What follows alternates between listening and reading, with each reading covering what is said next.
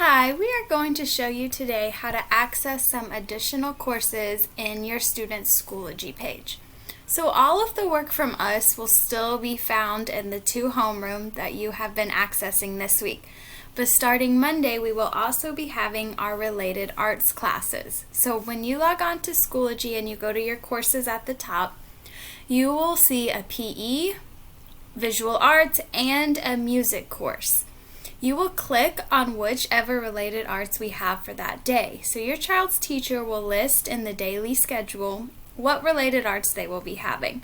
So for our related arts time at 12:45, you would go to the folder that we have for that day. So if we had PE, we would click on the PE folder, and you will see a link there to join the live PE class. So you will join your related arts from that course. We also have one other thing in courses. We have this personalized learning time with Miss Marshall. So this can be done during the personalized learning time on the schedule or during any independent work time that your student has. When you click on her folder, it will have days of the week, and every day of the week she is posting a video.